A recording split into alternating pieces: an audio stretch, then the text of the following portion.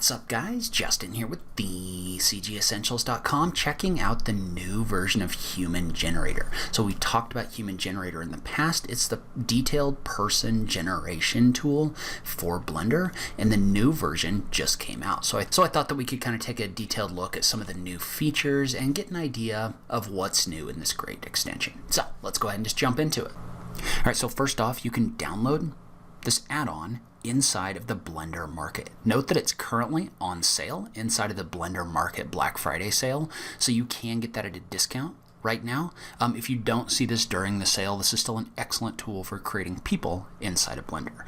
If you remember, this is the tool that basically has a ton of different variations and different skin. It really allows you to create custom people directly inside of Blender. I will link to a video down below where we get a little more in-depth on exactly how this tool works, but in this video I wanted to focus on the new features. So first off, let's go to the release notes, take a look at those. So those are going to list everything that's new in here.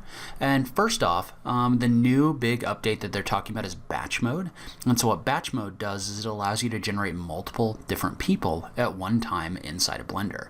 So what you can do is if you have some kind of a scene or something like that with a bunch of people in it, then you can just quickly add those to your scene. So let's take a look at how it works. All right, so let's say that we wanted to quickly add some humans standing around. So let's say that we just had, let's just say that we wanted a few people standing around my Bonnie model right here. So the way that that works with the batch generation is you do a Shift A, and there's markers in here for different kinds of people. So for example, you can have people standing in the A pose right here.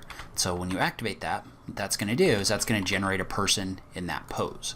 So we'll add an A pose person right here. We'll add a person socializing right here. And then we'll add, let's go with another person walking right here. So this gives you kind of the direction that they're going to be facing and the direction they're going to be walking. So if we select these placeholders and then go into the Human Generator tab over here and pick this second option for batch mode, what that's going to do is that's going to allow you to generate multiple different people. And so what we want to do is we want to make sure that we check the box for hair, clothing, and expression. We also want to take a look at our quality. And now remember, if you're doing close-up renderings, then you're probably going to want the high quality right here.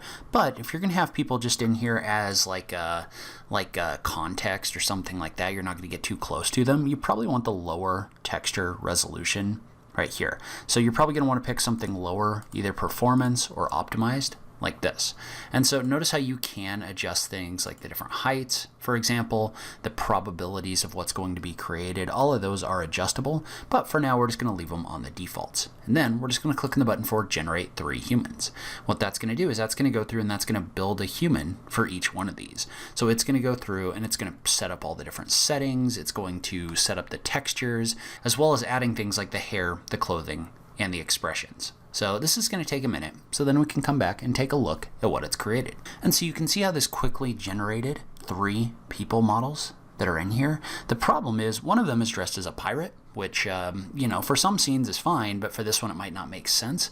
The reason for that is because when we set up our options, we didn't uncheck that option. So what you can do is you can come in here and for the libraries, for example, you could turn off the extra outfits right here. So when you do this, you could just turn this off so that this outfit is no longer in here, so that you don't randomly get a pirate inside your scene. So what we could do is we could just delete this person, and then let's just add another socializing person right here. We'll go ahead and rotate this. But now if we were to do this again, now the extra outfits isn't going to show up in here anymore.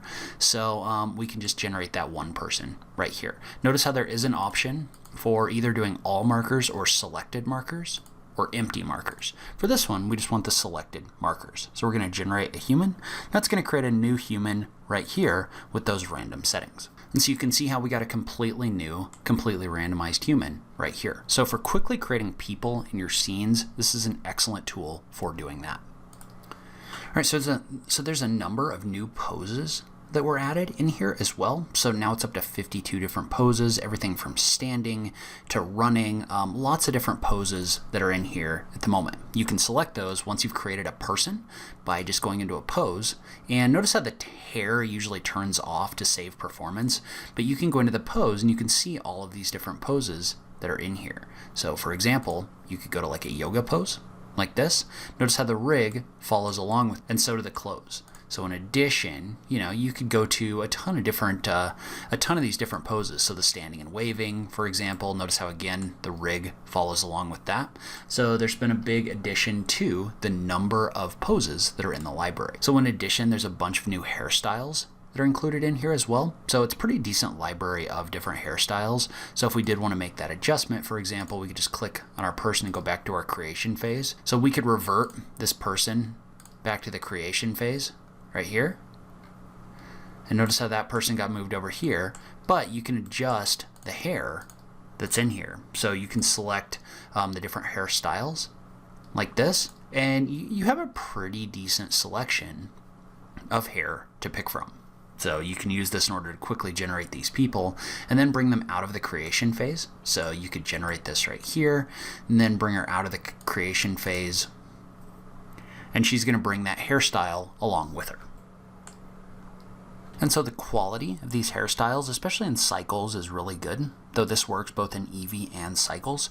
Notice how this does give us the option for more colors with this new setup. So they've also improved the ability to save custom content like hairstyles and shape keys as well. So in my opinion, this is a great addition to an already great tool set. I'm really excited to see what they're going to be working on in the future. Note that there is a section in here talking about what they might do in Human Generator version 3.1 as well. So you can check that out on the release notes page. So remember, this tool is currently on sale for a little while longer in the Blender Market Black Friday sale. If you don't catch it during the sale, this is still an excellent add-on. I will link to another tutorial about this tool on this page as well. As always, thank you so much for taking the time to watch this, and I will catch you in the next video. Thanks, guys.